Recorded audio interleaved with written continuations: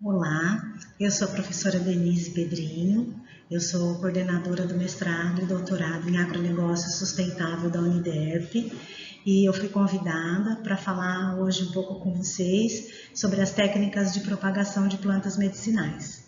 Então é um prazer poder trabalhar com vocês um pouquinho com esse projeto Talentos para a Ciência que tem tido tanto sucesso e realmente a gente tem encontrado muitos talentos. Então eu sei que esse é um projeto com biomédicos e farmacêuticos, então eu espero que a gente consiga passar para vocês um pouquinho sobre as técnicas de propagação de plantas medicinais.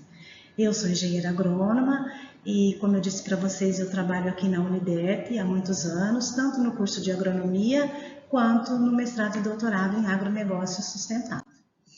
Bem, então eu desejo a todos que sejam bem-vindos, né? Que vocês possam desfrutar comigo hoje um pouquinho das técnicas de propagação de plantas medicinais.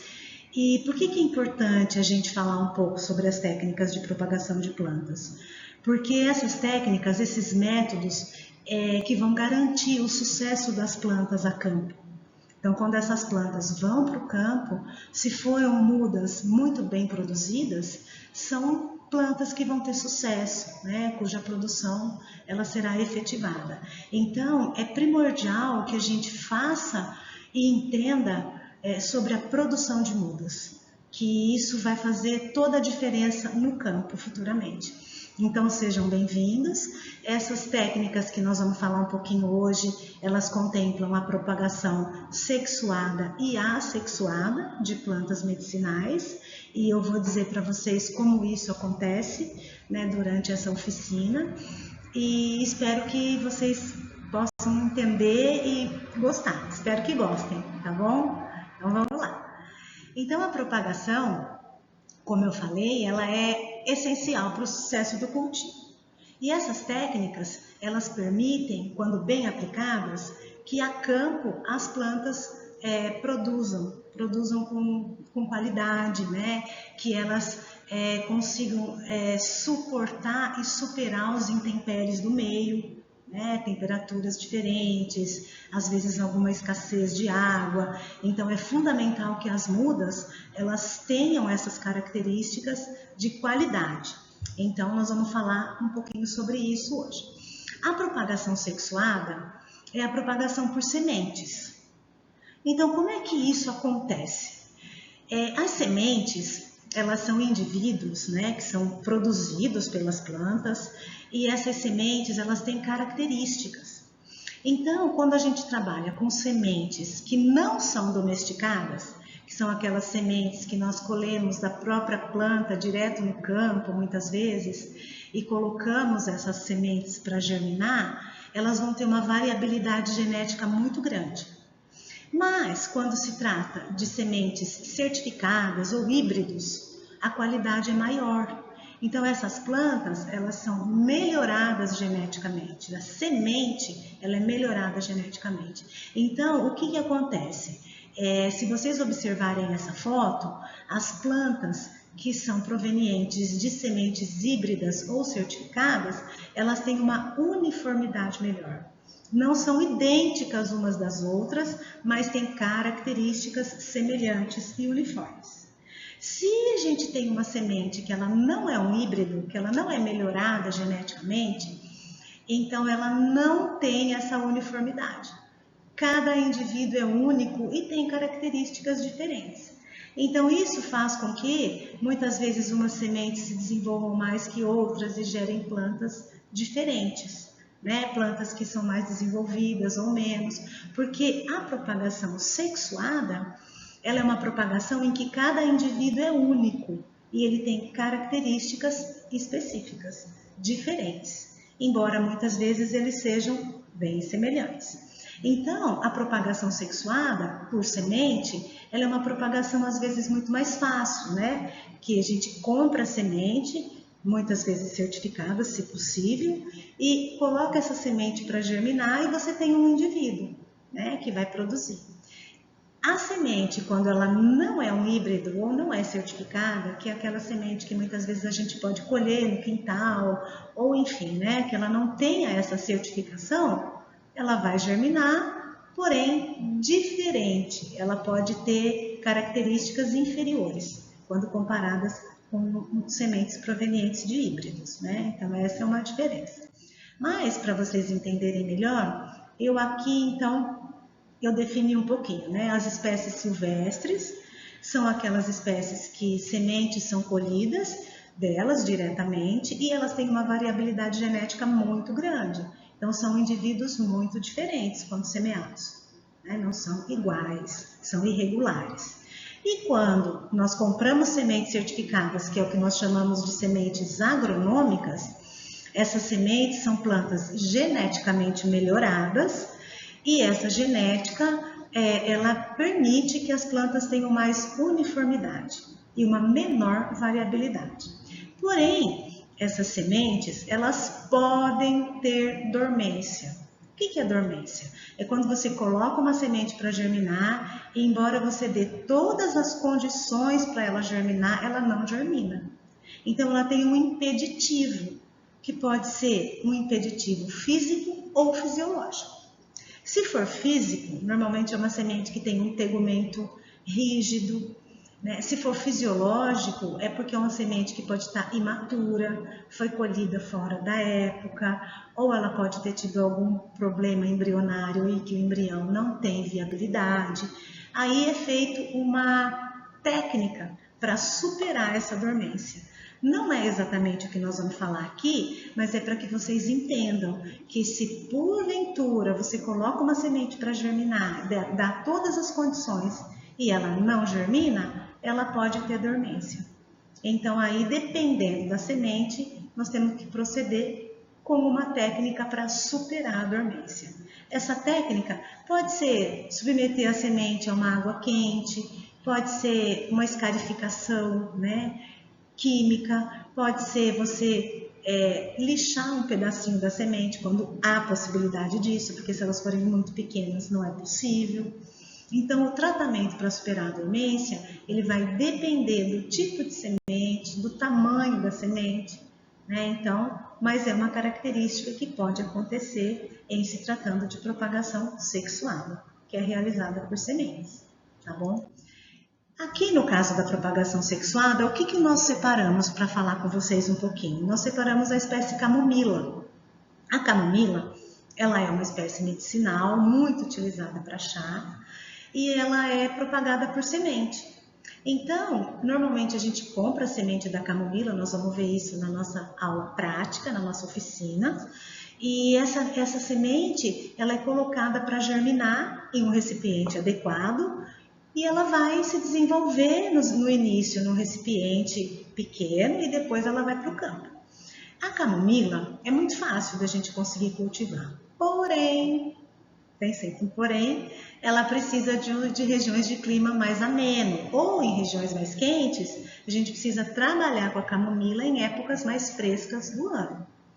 Então, nada mais é a propagação sexuada, ou no caso da camomila, você colocar a semente da camomila para germinar e quando ela tem ali os seus 21 a 25 dias após a germinação, que ela já tem um portezinho, né, de 3 a 4 folhas definitivas, a gente leva essa mudinha para o campo. Lá no campo, lá no canteiro, normalmente a sol pleno, né? Elas são plantadas aí de 30 em 30 centímetros. Mas o primeiro passo, que é importante a gente observar, é produzir muda com qualidade. Por isso eu oriento comprar normalmente uma semente certificada em casas agropecuárias que vão permitir a qualidade dessa muda. A camomila, ela tem que ter alguns cuidados com relação ao solo. É uma planta que precisa de um solo que tenha bastante matéria orgânica, uma irrigação equilibrada, né? E normalmente plantas de pleno sol. Tá? Então, é difícil cultivar a camomila? Não. O difícil é você plantar a camomila numa época específica para ela. Porque em regiões muito quentes, ela vai ter um pouco de dificuldade de desenvolver. Tá? Então, passando aqui para o outro slide, vocês vão entender melhor. A gente coloca a semente para germinar num recipiente específico, que daqui a pouco eu vou falar como é e como a gente tem que fazer, e também na nossa aula prática. Normalmente a gente coloca de 1 a 2 sementes para garantir, né, a germinação. Essa semente vai germinar. No caso da camomila, ela demora 7 dias mais ou menos para germinar. E quando ela estiver lá com seus 15 dias após a germinação, se germinar 2 plântulas, a gente vai fazer o desbaste e deixar apenas uma plântula. Essa plântula vai permanecer nesse recipiente por pelo menos mais 15 ou 20 dias e a partir daí é que vai para o canteiro definitivo. Então, é importante para a propagação por sementes que se observe o desenvolvimento dela, não pode faltar água durante esse processo, né? E a gente vai falar isso daqui a pouco, a importância da irrigação, da luminosidade, do substrato. E importante também a gente não esquecer de fazer o desbaste, que é quando germina mais de uma plântula, precisamos manter apenas uma para que não haja competição entre elas durante o início do desenvolvimento. Então essa é a propagação sexuada. Quando a gente fala da propagação assexuada, ela é uma propagação que ela é realizada por partes vegetativas da planta, por estruturas vegetativas. Então, é considerada e é um clone. É uma planta que ela vai ser idêntica à planta mãe. Ela é um indivíduo que tem uniformidade, que é homogêneo, né? Então todas se desenvolvem ao mesmo tempo. Se eu tirar várias estaquinhas de uma mesma planta mãe, todas elas vão ter a mesma característica da planta mãe. São clones. E é uma propagação que é um pouco mais, tem alguns detalhes a mais, né? Porque a gente precisa preparar essa estaca, preparar esse material propagativo. Mas muitas plantas medicinais são propagadas via assexuadamente, né? Então, eu escolhi, para vocês entenderem um pouco melhor, 2 métodos de propagação assexuada, que nada mais é do que a estaquia e a divisão de toceiras. A estaquia, ela nada mais é do que você ter pedaços da planta mãe. Esses pedaços, partes da planta mãe, pode ser uma estaca de ramo, uma estaca de folha ou uma estaca de raiz. O que vai determinar é a espécie que a gente vai propagar. Então, essa estaquinha, ele é um método eficiente. A estaquia garante produção de clones, que são plantas idênticas à mãe. E é muito fácil de fazer, né? A gente vai ver isso com mais detalhe daqui a pouco.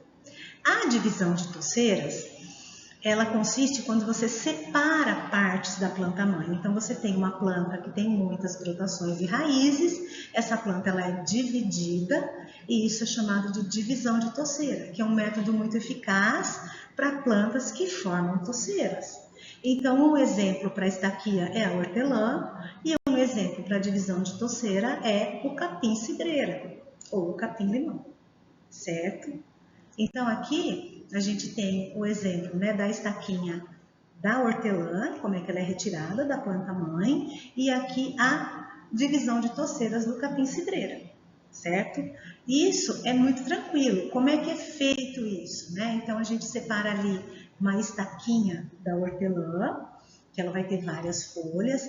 Essa estaca, ela precisa, eu sempre falo, vamos fazer a toalete da estaca, que nada mais é do que você retirar as folhas de baixo, mantém apenas 2 folhas, uma estaquinha sempre tem que ter um tamanho padrão, né, de 5 a 8 centímetros, até 10 centímetros, mas uma vez que você definir, é sempre igual, né? E aí você mantém 2 folhinhas, você pode ou não cortar essas folhinhas ao meio. No caso do hortelã não precisa, porque as folhas são pequenas e isso evita que a planta desidrate. Porque vocês entendem que na estaquia a fonte de alimentos da planta está toda na folha, que vai ser toda realizada pela fotossíntese, que a gente vai ver daqui a pouco. Então ela precisa ter a folha ali presente, porém um pouquinho menor e não uma quantidade muito grande, porque a planta ela evapotranspira. E se ela evapotranspirar e murchar, a gente compromete a qualidade dessa muda. Então, para o hortelã, corta-se a estaquinha, a gente faz a toalete dela, deixando 2 folhas, e aí colocamos no recipiente específico, com substrato próprio, que a gente vai falar daqui a pouco. Então, essa é a estaquia. A estaquia, ela é utilizada para várias plantas ornamentais, para várias plantas medicinais, e são clones. Por isso que quando vocês vão à floricultura, por exemplo, e vem lá uma série de crisântemos, todos iguais, de margaridas, todos iguais, todos foram provenientes de clones, porque são espécies que têm essa adaptabilidade, ok? Aqui a gente tem então um exemplo da divisão de toceiras, que é do capim-cidreiro ou do capim-limão. Então você tem uma toceira grande, essa toceira ela vai ser dividida, olha só, e feito o toalete também, a gente limpa essa toceira, tira o excesso de raiz, e essa toceirinha, temos aqui uma parte dela, vai para um vasinho, diferente do hortelã, que vai para um recipiente menor. O capim-cidreira a gente coloca num recipiente maior, com substrato específico também. Então, essas são as formas de propagação assexuada que a gente separou para vocês aqui na oficina e que é o que nós vamos fazer também depois no vídeo aula da oficina em si, né, na prática da oficina. Quando a gente fala então sobre propagação, produção de mudas, é muito importante que os substratos sejam específicos. Então, o que é um substrato específico? Um substrato, para ele ter qualidade, ele precisa ter boa drenagem, né? Ele precisa reter um pouco de água, mas não pode encharcar. O substrato, ele precisa ter uma porosidade ideal, por quê? Porque as raízes precisam permear por todo o substrato. Então, é importante que esse substrato ele seja proveniente de compostos orgânicos. Muitos substratos eles podem ser comprados comercialmente, claro, são vendidos comercialmente e são os ideais, porque eles já têm uma quantidade de adubo, macro, micronutrientes, o adubo orgânico. Eles têm um pouco de vermiculita, que a vermiculita nada mais é do que um mineralzinho que está ali dentro do substrato, pequenas partículas que vão favorecer a retenção de água um pouquinho. Então, o substrato ele fica um pouquinho mais úmido com a presença da vermiculita. Por isso que quando a gente compra um substrato comercial, é muito melhor, porque ele está isento de qualquer problema de pragas, de doenças, e ele tem todas as características específicas para o início do desenvolvimento das mudas. Então, o substrato, ele vai ser colocado nos recipientes que vão receber as mudas, seja a semente ou seja a estaca, e ele precisa ter essas características específicas, tá? A gente não pode correr o risco de fornecer para essa muda um substrato que tenha problema, né, que resseque, que não tenha permeabilidade. Então, é importante atentar para o substrato, certo?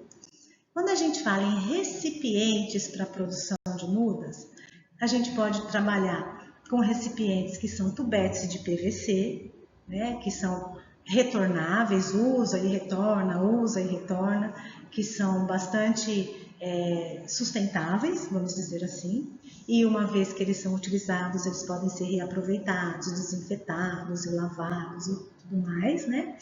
Ou a gente pode usar também as bandejas de isopor. As bandejas hoje nós temos de isopor, de plástico, de vários modelos. As bandejas são muito interessantes para propagação por semente, porque elas vão permitir o desenvolvimento radicular, como nessa mudinha aqui, ó, por todo, né? Aqui, as raízes elas vão permear por todo o espaço aqui do recipiente, que vai estar preenchido com substrato, e normalmente essas bandejas elas têm um furinho no fundo, que é para drenar a água e para conduzir as raízes para baixo. Então, é muito interessante e é muito importante que os recipientes sejam adequados para a produção de mudas, tá? De plantas medicinais. Então, as bandejas são muito utilizadas. Tubetes de PVC também, dependendo da espécie, certo? Bom, fatores ambientais que interferem na produção de mudas. Se eu perguntar para vocês quais são os fatores ambientais, aí eu entendo que todo mundo vai pensar, é a luz, é a água, é a nutrição, é isso mesmo. Então, esses fatores são fundamentais para o desenvolvimento inicial e também para todo o ciclo das plantas, certo? A luz, ela é a fonte primária de energia das plantas. Nós vamos falar um pouquinho de fotossíntese daqui a pouco. Então, através da luz, a planta ela vai transformar a energia luminosa em energia química, que é nada mais é do que a fotossíntese. É um pouco difícil, às vezes, para a gente entender isso, mas eu tenho certeza que vocês viram isso em algum momento, né? Então, eu acho que vocês vão recordar que todas as plantas elas realizam a fotossíntese. E para isso, elas precisam também de água, né? Então, a água e a luz, elas são fundamentais para o desenvolvimento das plantas, desde o início até o final do ciclo, e principalmente na produção de mudas, porque elas são plantas jovens e não podem sofrer nenhum tipo de estresse no início do desenvolvimento. Um outro ponto fundamental são os nutrientes, né? Os nutrientes, eles são elementos que vão fornecer a nutrição inicial dessas plantas. Esses nutrientes são adubos, que podem ser químicos ou orgânicos, ou os dois, né? Misturados juntos e aplicados ao substrato durante o início do desenvolvimento. O ar é fundamental. O ar, ele leva para as plantas tanto o oxigênio quanto o gás carbônico. Gás carbônico está diretamente ligado à realização da fotossíntese, né? Então, esses elementos, eles são fundamentais no início do desenvolvimento das plantas. Por isso que se você for trabalhar com a produção de mudas, elas têm que estar num local em que elas tenham a luz, o ar, os nutrientes e a água, ideal para o início do desenvolvimento. E isso vai também depois, né, para todo o ciclo da planta. Por que eu digo isso? Por que isso é fundamental?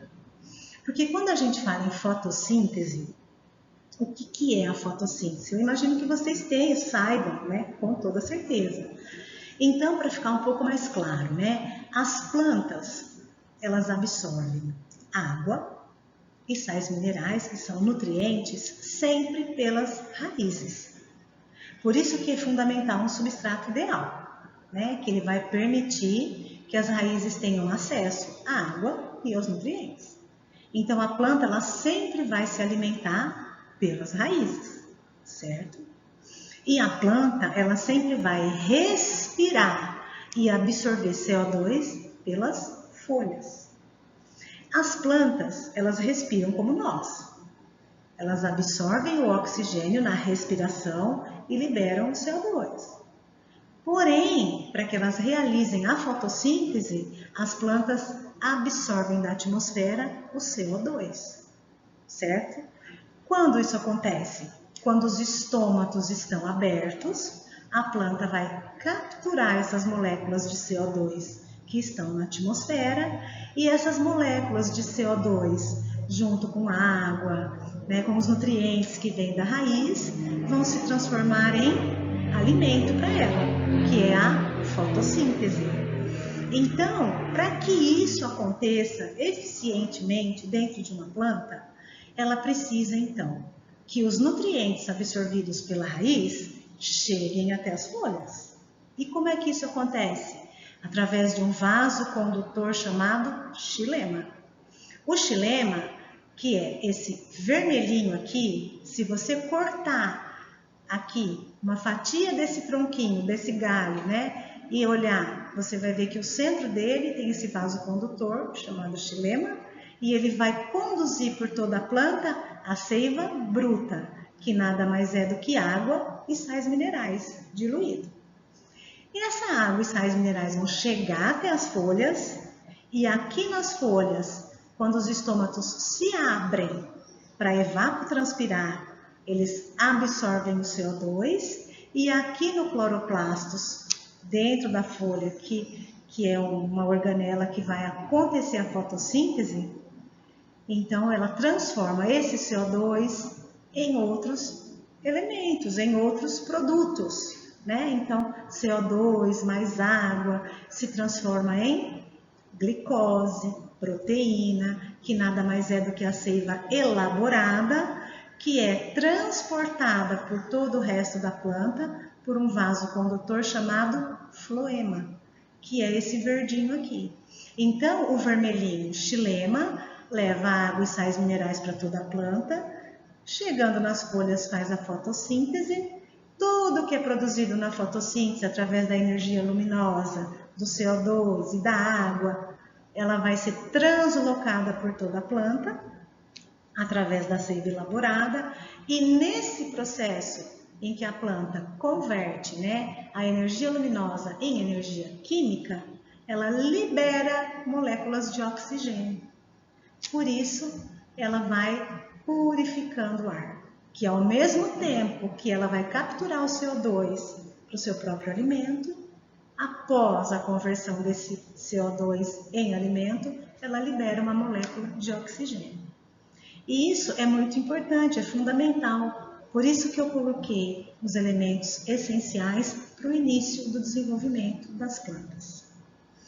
Então eu espero que vocês tenham gostado, que tenha ficado claro, e espero também que daqui a pouco a gente vai se encontrar na nossa aula prática, que é uma oficina que eu vou fazer prática com a produção de mudas, tanto produção de sementes quanto a estaca, para que vocês entendam. E eu agradeço muito a oportunidade e eu espero ter contribuído e desejo sorte e sucesso para todos esses talentos.